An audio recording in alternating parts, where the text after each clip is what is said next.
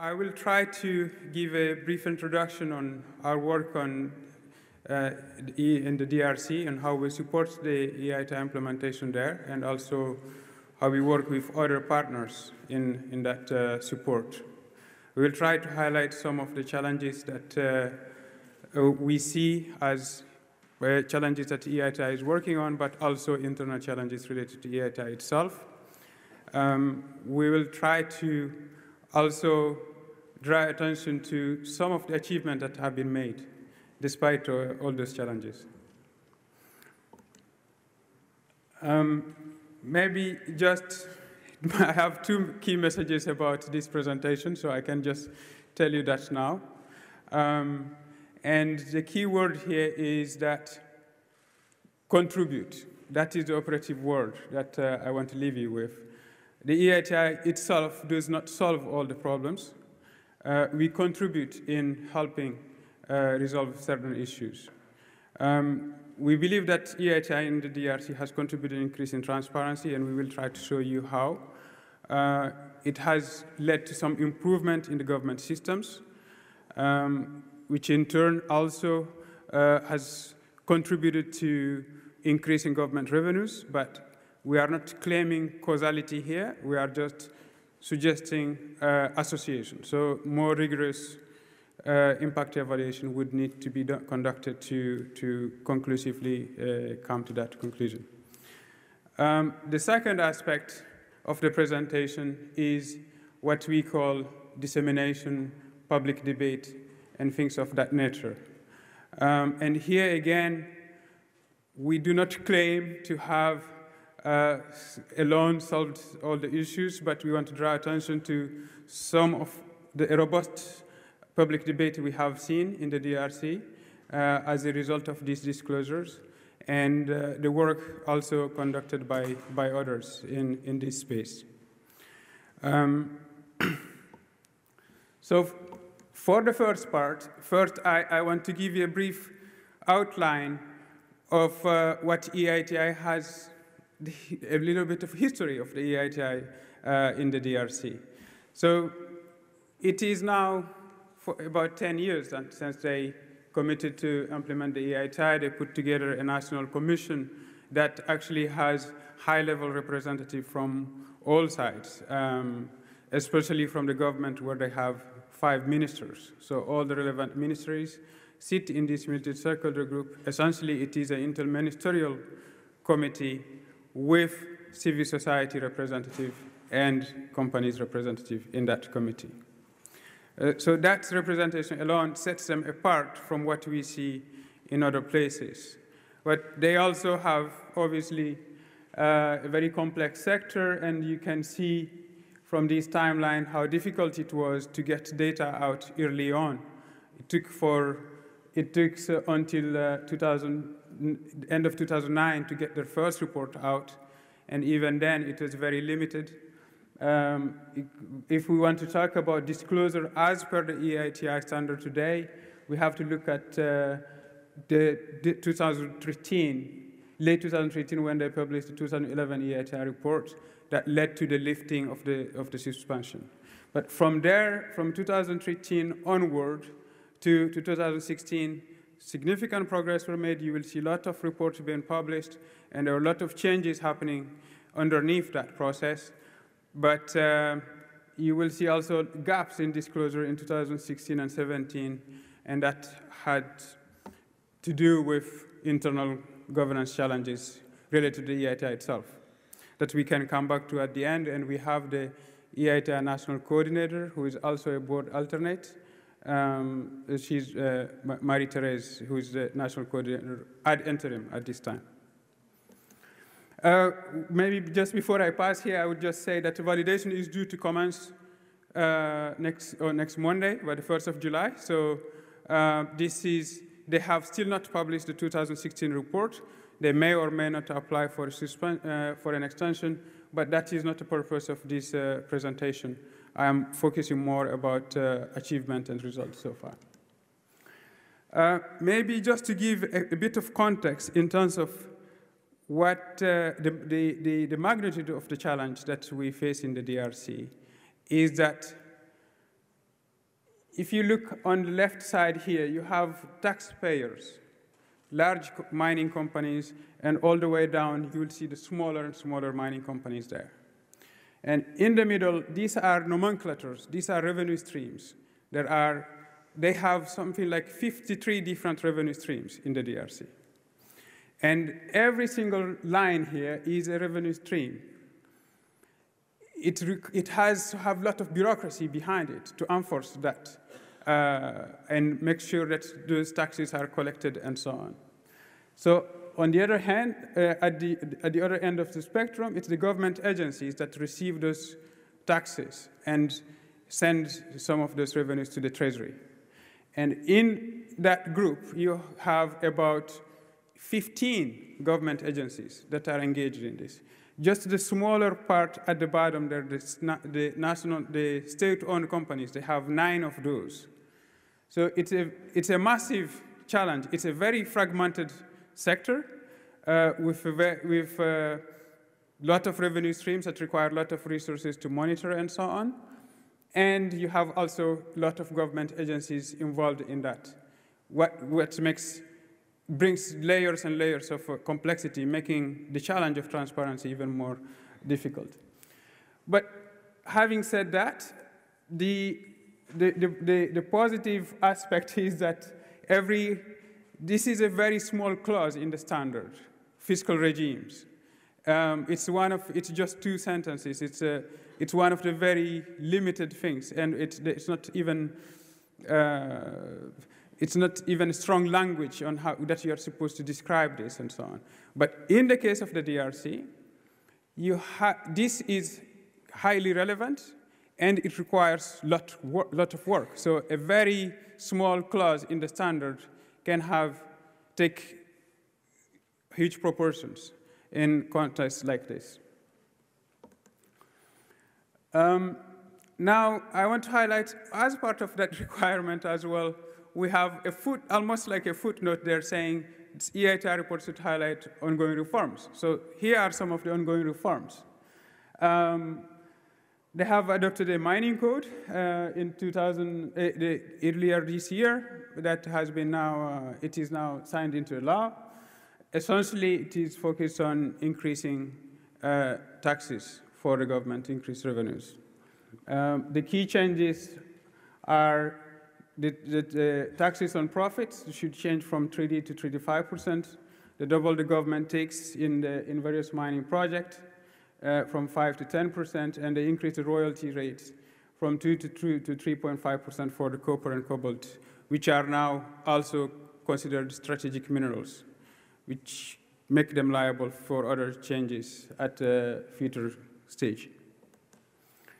The hydrocarbon is not as broad and extensive as the changes in the mining sector, but it also has some changes itself. And both legislations include transparency provisions as well that are relevant to the EITI, that were drawn from the EITI. But this legislation also introduce significant discretions. That is clear, and that brings its own challenges. I want to note now, just trying to follow a little bit of the disclosure requirements. I will not go through all of them, just to show you how we go about in addressing those requirements in this country. There is something about each country should have an open register for its licenses.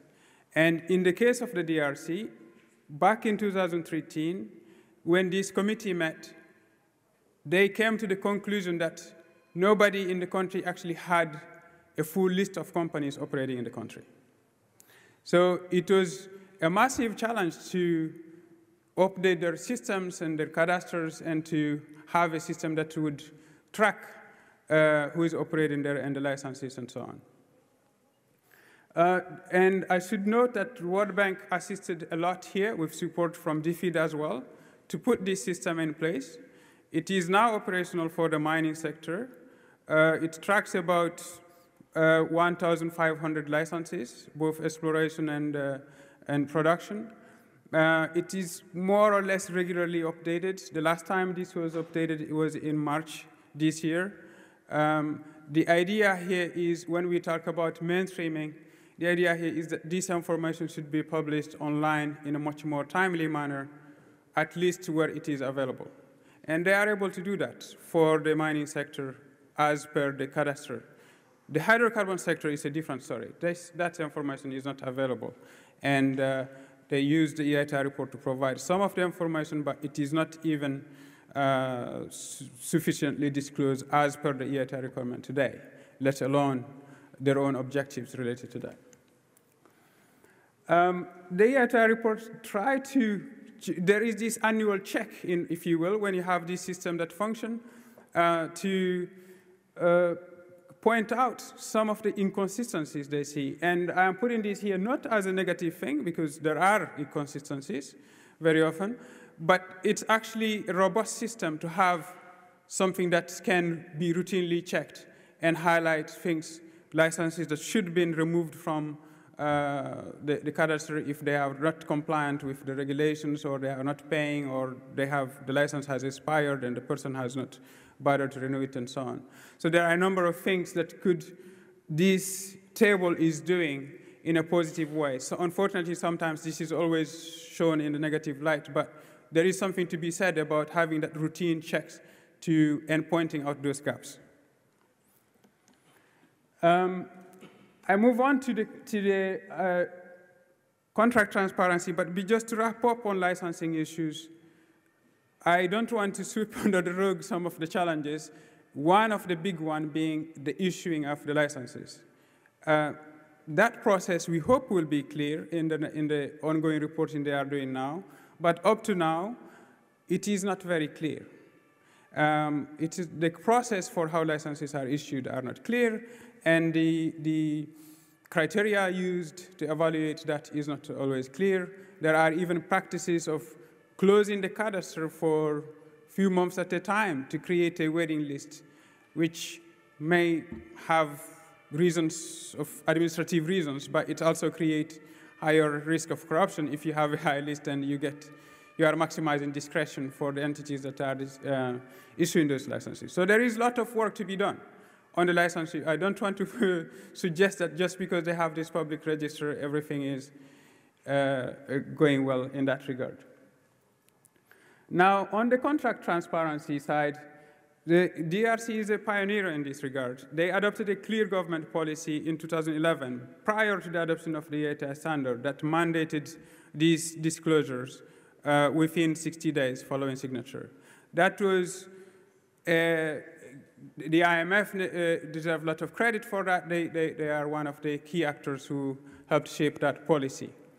Now, having the policy is one thing and the implementation is another. It took a long time and hard work from all actors, and the EITI DRC deserve credit for that, and the Carter Center, GIZ, and DFID, and more recently NRGI, that have all supported the government in making that policy, in implementing that policy. So as a result, now you have an online database that you can search about 142 documents, but it relates to 100 to 120 contracts. So they track these things, and civil society publish reports regularly, sending to the government. You are not in compliant with your policy here in terms of contract disclosures. And usually when that is raised as part of that national committee I was mentioning earlier, the government is responsive.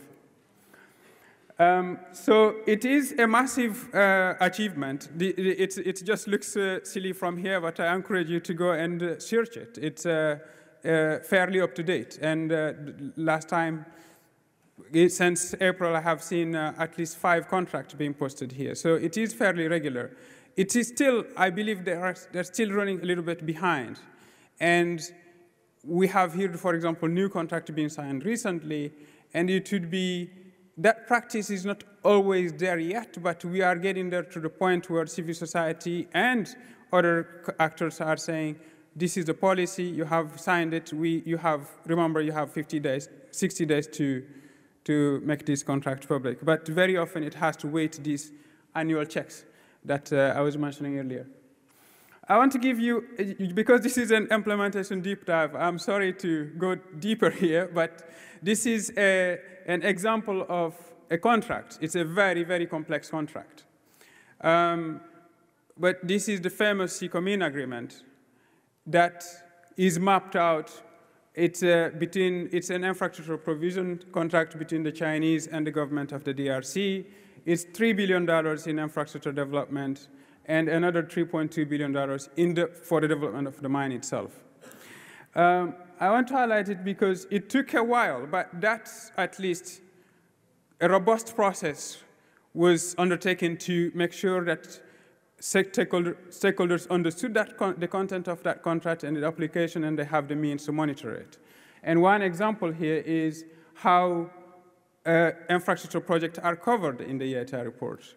So you have a list of solar panels that are provided by this Chinese company as part of, it is a loan to the government, and few roads that are developed.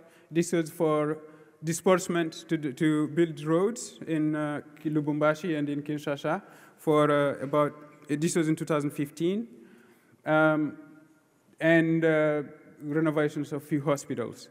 These are published now regularly.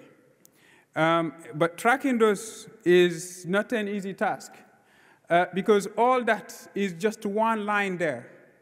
It's the loan for infrastructure development.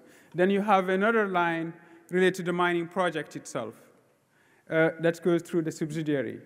And so we have to develop a different reporting template related to that. And then a third phase that is started late 2015 and now operational since 2016 when that mine started production. You have to show how these resources are being produced, sold, and returned to the Chinese that provided the loan and developed the infrastructure as a loan repayment. So it's a very complex, and this is a 25-year arrangement.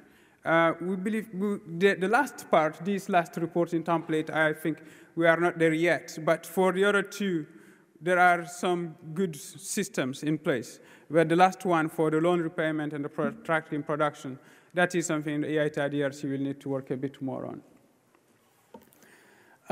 Another issue that is a positive development is beneficial ownership. But maybe just to wrap up on this issue of contract and so on, the one upcoming challenge here is that there have been new contracts with a lot of Chinese companies and others as a result of this cobalt, high demand for cobalt. And there are a lot of innovations, but all the contracts are new fiscal regimes by themselves, which create a lot of complexities. And it will require a lot more work and a lot more brain power to monitor and implement that. Now, if I move on to the beneficial ownership disclosures, here, I think a few years ago, we all met and celebrated their success. I think it's also fair to report to you, board, that when that progress has stalled, they do continue to publish some of the information in the report, but the momentum that we saw earlier on in that pilot is no longer there. And the effort that were underway to develop domestic legislation and make this routine disclosure and build a register of beneficial owners, we are very far off from that.